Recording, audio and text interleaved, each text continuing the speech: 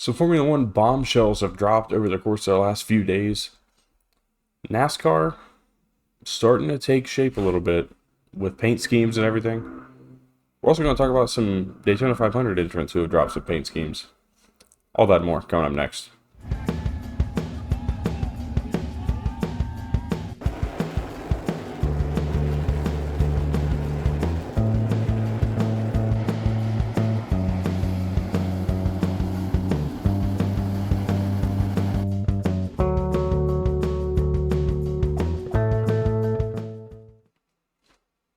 Welcome back to Racing Pulse. I'm your host, Tyler Isley, and once again, we're back with another video. Today, it's going to be just a little bit of news that has dropped over the last couple of days. I'm going to give a short preview to the Busch Clash. I'm not going to talk heavily about it, but I do want to talk a little bit about it, along with other things. Jimmie Johnson dropped his paint scheme earlier today, which I'm super excited for, so we're also going to get that in the video, because his Daytona 500 paint scheme is actually really cool and probably one of my favorites so far that we've seen. But to go ahead and get right into it, the news that dropped overnight, seemingly early this morning, Lewis Hamilton is going to jump from Mercedes to Ferrari in 2025. And here's what we know so far, is that this move is I don't feel like it needs to be said too much, but the move is going to replace Carlos Sainz, which means that he's going to be teammates with Charles Leclerc. And what benefit do we see going forward with this? I think that Ferrari, speed-wise, has been just right up there with Mercedes to begin with since this new car has arrived. They've had pretty much the same thing that they've always had, just reliability issues. But they've made things happen. And I think that adding a guy like Lewis Hamilton is huge. I don't know what exactly the full-on details are beyond just the driving side of things. But I think that this is an interesting career move for Lewis Hamilton, who's, it's crazy to say, it's really on the back end of his career now. I know that's crazy to say, but Lewis Hamilton is getting up there in age. He's reaching that area in time in his career, and I don't know.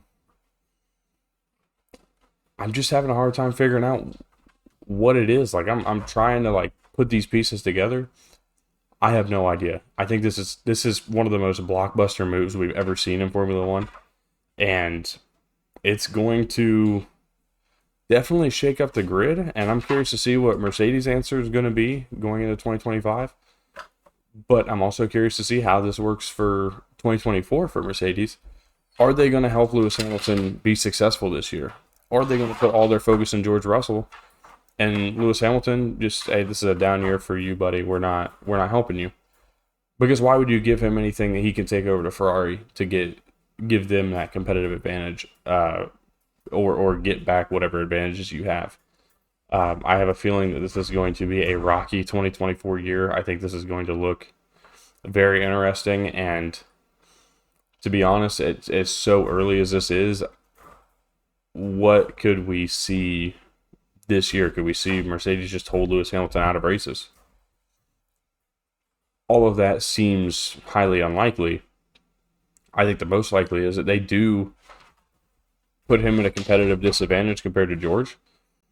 And I think they put him in a competitive disadvantage so that way he can't take over to Ferrari what he may see in Mercedes. I think it's going to be really interesting going forward. I don't want to spend too much time on it, but I think it's a huge storyline to follow throughout the course of the year and see what his performance looks like. Moving on from that, another huge situation in Formula One developed over the course of the last few days, where Formula One has denied Andretti Global a 2025 grid spot. Now, they did reopen it for 2028, but let's go ahead and read. I'm going to read basically their conclusion from the document, and kind of give my thoughts point to point on this entire thing. So point number 14, you won't see it on screen, but we will. I'm going to read them to you word for word. Point number 14. Our assessment process has established that the presence of an 11th team would not, on its own, provide value to the championship. The most significant way in which a new entrant would bring value is by being competitive. We do not believe that the applicant would be a competitive participant. I think this is a very assumptuous statement, to be honest, to assume that, one, they're not competitive, but or they wouldn't be competitive. But not only that, to sit here and say that this team's not going to provide value to your championship. Well, sure, of course it's not, especially if you don't think it's going to be competitive. But what ground do you have to stand on to say that it's not competitive? I don't believe that you have any right to determine whether or not a team is or is not competitive when they haven't even had a chance to grid a team. This is a huge, huge mistake, I think, early on in your point, especially if you're trying to keep them here going forward. I don't know that I really like what they say here, but again, I think it's just extremely assumptuous. And when you talk about bringing value to the championship, what teams provide value to it right now? What teams provide value? Because I look at it as a series thing as well, where there's probably 2 or 3 teams that bring value to your grid, and the rest of them are there getting their fame, fortune, popularity off of your championship. The 3 teams are Mercedes, Ferrari, and Red Bull. Now, Mercedes does a lot of things elsewhere. Ferrari does a lot of things elsewhere. Red Bull is kind of not strictly to Formula One, but they get a lot of their work in this industry in Formula One. But all of those teams, for various reasons, bring money and value to your championship. Everybody else doesn't really do that. So that's a really interesting point, and maybe we'll come back to that in a later time on this while we go through these. Point number 15. The need for any new team to take a compulsory power unit supply, potentially over a period of several seasons, would be damaging the prestige and standing of the championship.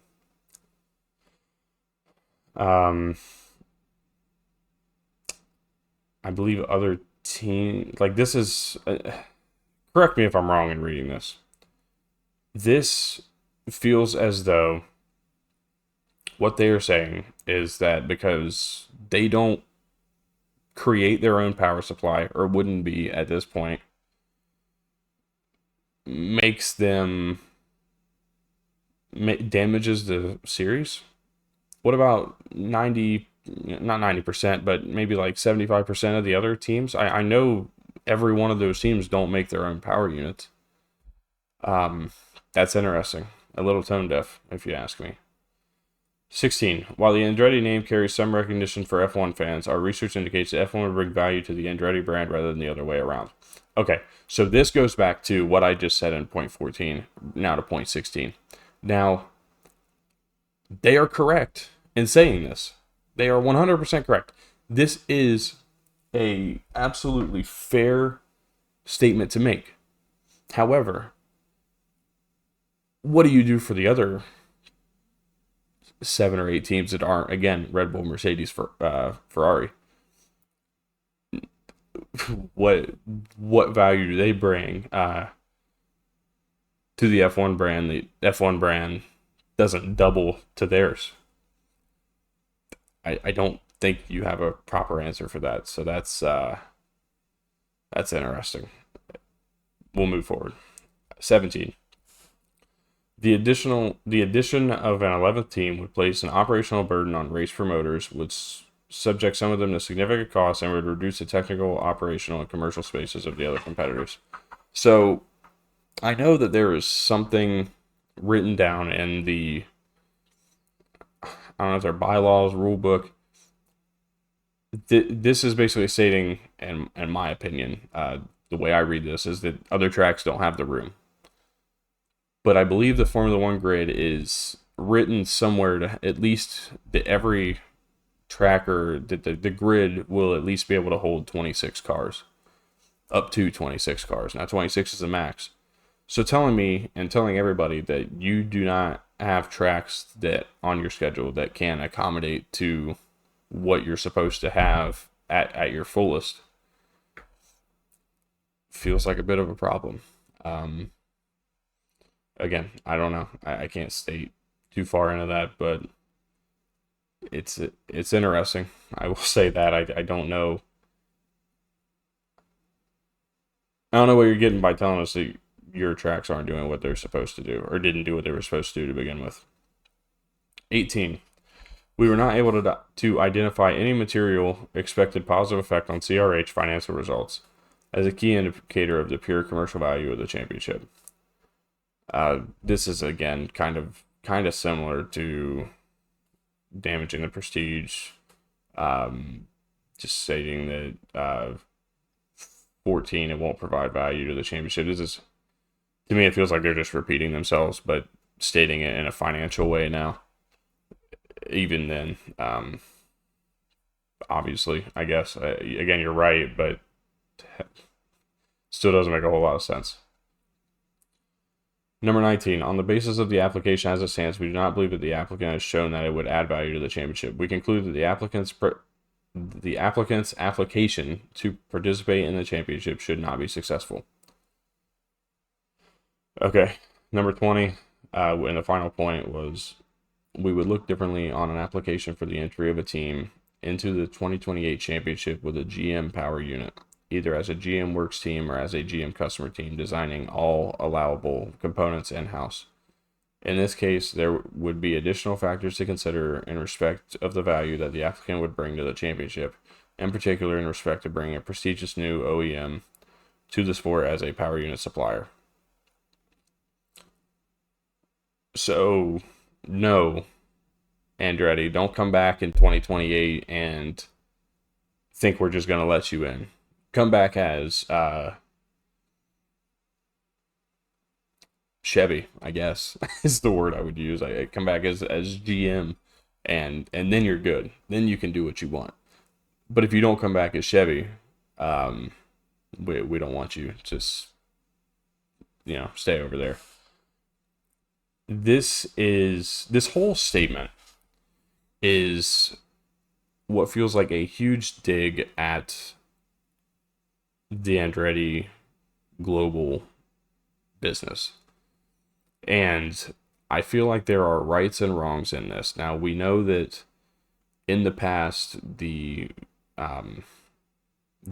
guys have not necessarily pleased certain entities within the Formula One world, and that could be a little bit at play here. I think it has a little bit to do with what's going on here.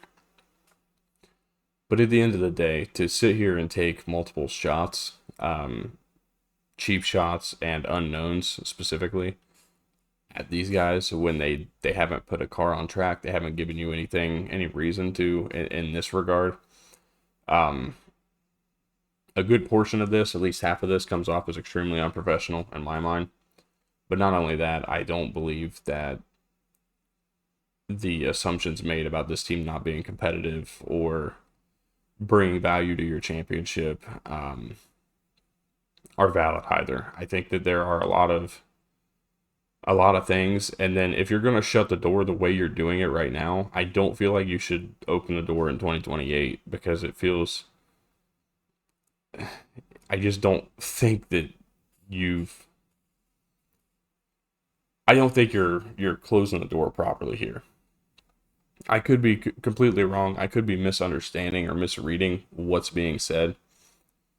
But for me, I just can't bring myself to believe that this is what they're... I think that they got this message across in a way that I don't think they fully meant to. It came off, again, very assumptuous, very unprofessional in some regards. And others, they are factually correct. But in being factually correct, you're still making these assumptions that,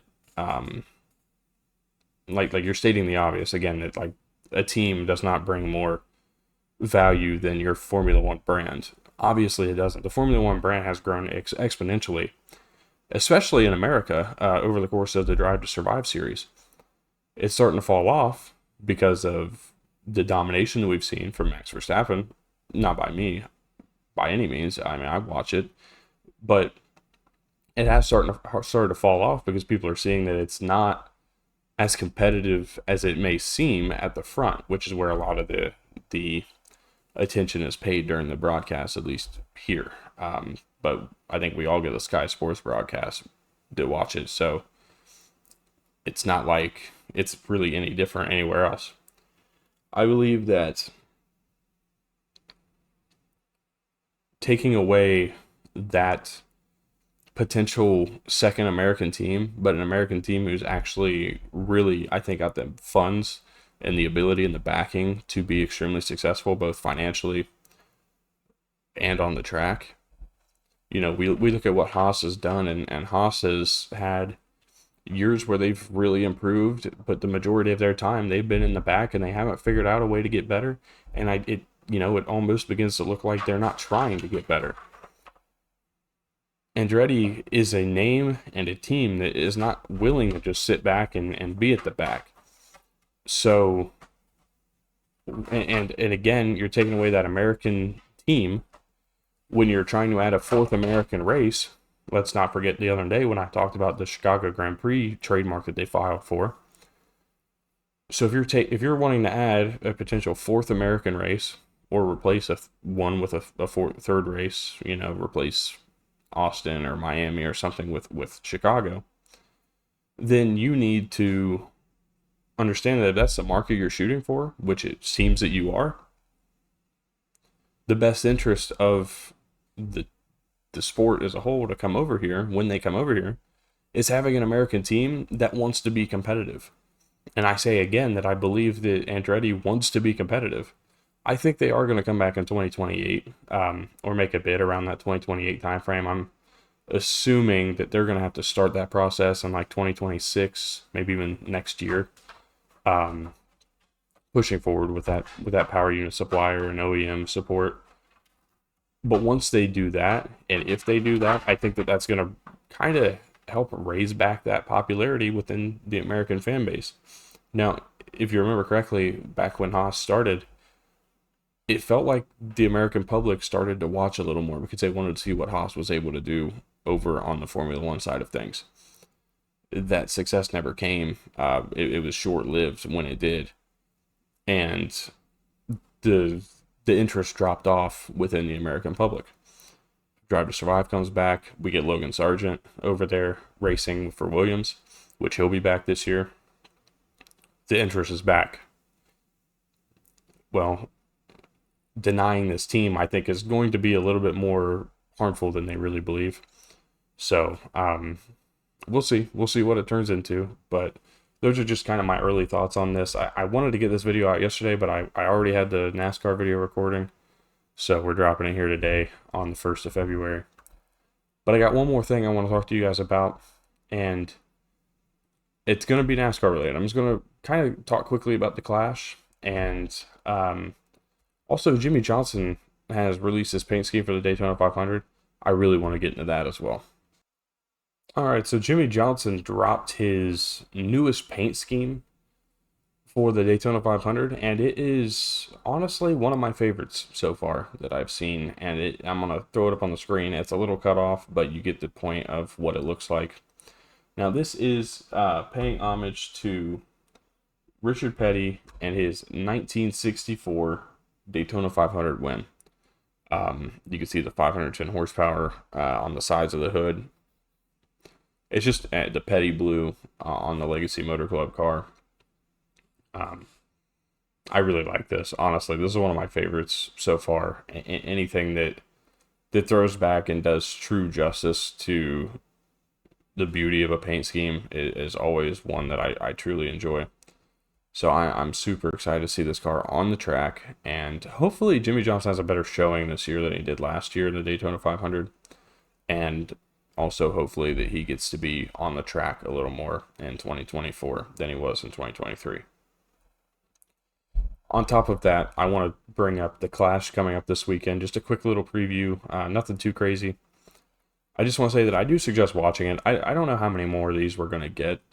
It's becoming more and more likely that they are going to probably move it, I think, from where they're at right now in the Coliseum. Mainly because of just entirely, it feels like it's just too much money, too much time and money put in to go all the way out west to then have to come all the way back to the East Coast to run the Daytona 500. The Daytona 500 is not moving. Now, that doesn't mean that the Clash moves back to Daytona. The Clash could be put somewhere else. They could run the Clash at Charlotte. They could run the Clash at North Wilkesboro if they wanted to. I think they'll leave the All-Star race there, though. But they could do any of those things, and I think it would be extremely successful. If this is one of the final ones, or if this is even the final Clash at the Coliseum, I'm excited for it. I think it's going to be a fun race. Now, it's always, in my mind, it's been the best short track race of the past couple of seasons, and I don't say that in any negative way. It's just kind of the way it's been. I think Iowa could actually put some challenge to that later this year. But really, with this new car, this has been the best short track because we've gotten to see the beating and banging. At times it goes overboard, but it stays relatively tasteful for what it is, for what the track is. And we see a lot of, mistakes do actually cost you here because the track's so much shorter and so much smaller than it is at Martinsville or Bristol or Richmond. So it feels like it's going to be a really fun time, a really good race. I know Machine Gun Kelly's performing during the race. I haven't seen a whole lot else. But I think it's going to be really fun. I'm excited to watch it, and we get the NASCAR season started once again. So that's all I'm going to say on it. I'm going to kind of leave it there. I've already gone over 20 minutes. But I do want to thank you guys for tuning in. I appreciate all the support, all the likes, the comments over the past few videos. Things are going well. Things are picking up for the race season. Remember that I will not have a video out until next Monday. But next Monday, I'm going to talk about the Clash or whatever news is dropped over the weekend. If there's anything huge, I will record a video for it. I'm not going to leave anybody hanging if there's a huge move being made like we saw today with Lewis Hamilton. But I'm going to try to return on Monday. And like I said, the posting schedule is Monday to Thursday. And yeah, I appreciate it. I appreciate everybody tuning in. If you haven't already, leave a like, subscribe, comment down below what your thoughts are on everything I talked about in this video. And I will see you guys next time.